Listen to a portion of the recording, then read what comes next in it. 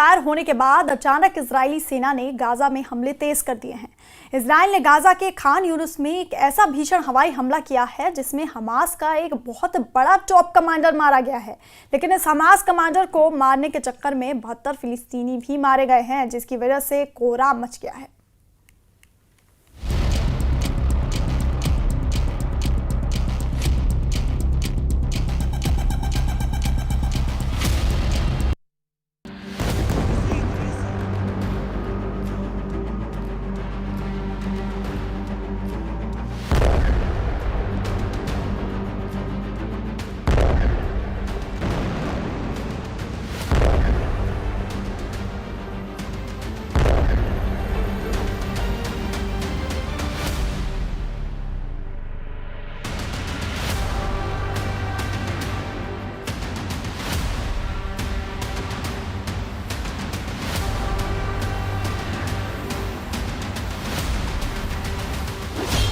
632 दिन से गाजा में तांडव, 2 मिनट में मारे 72 फिलिस्तीनी।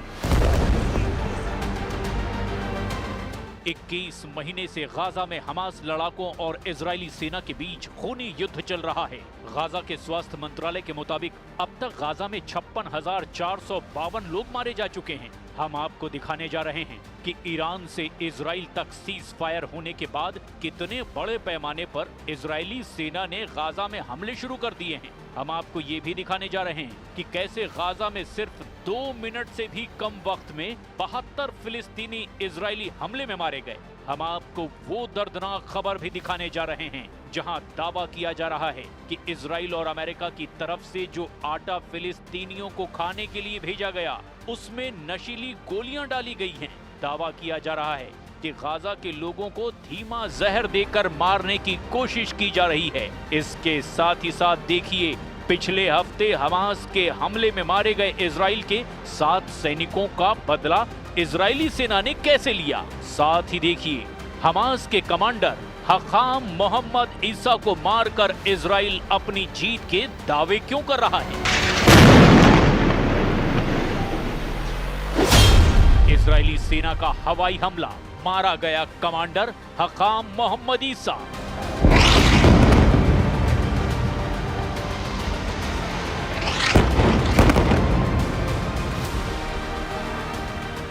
ईरान इजराइल का सीज फायर होने के बाद से गाजा पर इजरायली सेना ने पूरी ताकत से हमले शुरू कर दिए।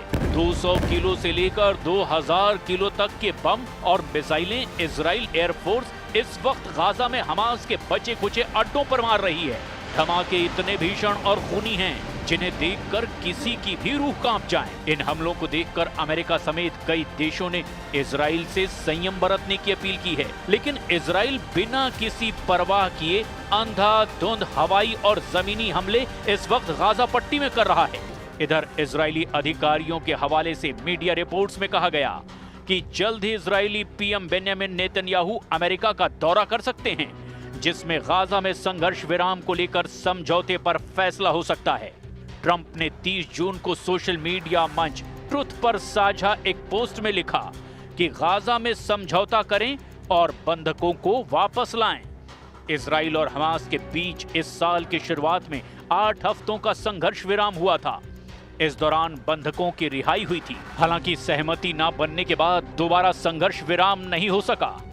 गाजा में इजरायली सेना भयंकर हमले कर रही है। अगर कुछ दिन पहले के हमले देखें तो वो रोंगटे खड़े कर देते हैं।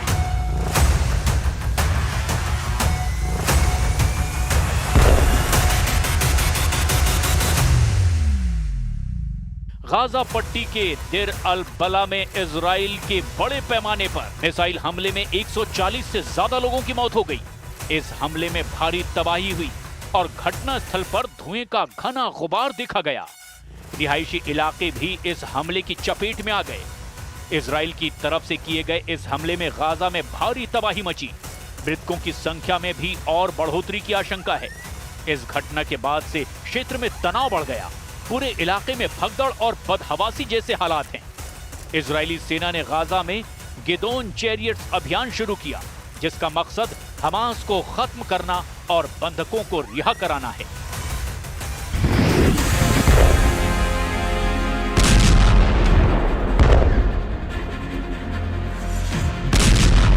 गाजा में 632 दिनों से चल रही जंग में इस वक्त इजराइल की वायुसेना जेट पूरी ताकत और रफ्तार से हमले कर रहे हैं। चाहे रात हो या फिर दिन, इजरायली हमलों में बेतहाशा बढ़ोतरी देखी गई है।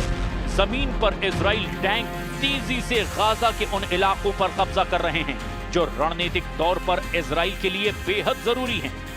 दावा किया जा रहा है कि इजराइल के सैकड़ों टैंक निर्णायक हमला करने के लिए गाजा के अंदर घुस चुके हैं।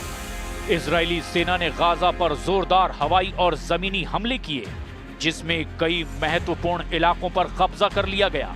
सेना ने कहा कि यह अभियान इजरायली नागरिकों की सुरक्षा और युद्ध के सभी लक्ष्यों को पूरा करने के लिए जारी रहेगा। इस हमले में दक्षिणी गाजा के खान यूनिस और उत्तरी गाजा के जबालिया जैसे इलाकों में भारी बमबारी हुई है, जिसमें 140 से ज्यादा लोग मारे गए हैं।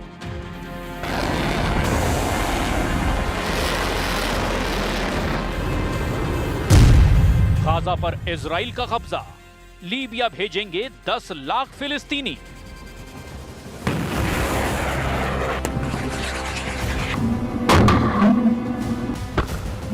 ये अभियान तब शुरू हुआ जब अमेरिकी राष्ट्रपति डोनाल्ड ट्रंप ने हाल ही में मिडिल ईस्ट का दौरा पूरा किया था, लेकिन गाजा में युद्ध विराम को लेकर कोई समझौता नहीं हुआ।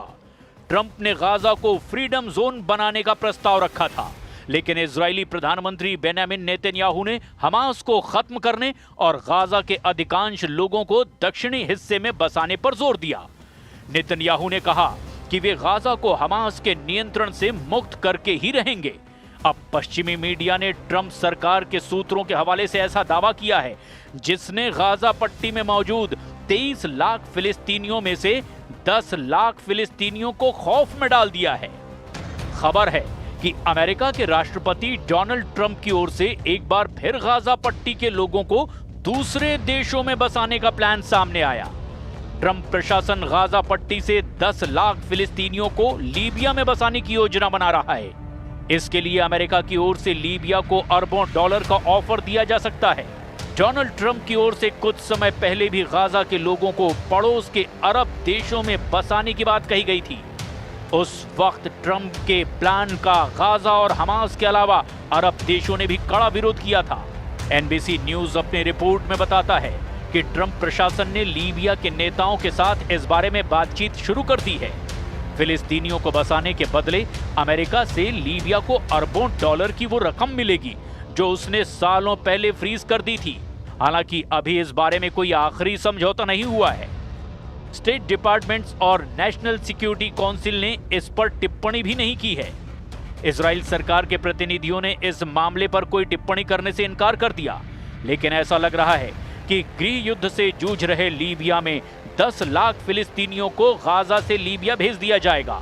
अगर ऐसा होता है तो ये तय हो जाएगा कि अब इजराइल गाजा के सभी फिलिस्तीनियों को हटाकर पूरे गाजा पर कब्जा कर लेगा।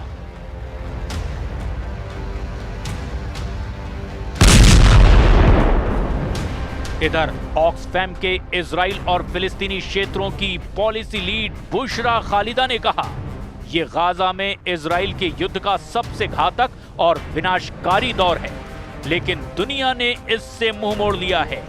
21 महीनों की तबाही के बाद गाजा एक ऐसी जगह बन गया है जहां अंतर्राष्ट्रीय कानून निलंबित हैं और मानवता गायब है।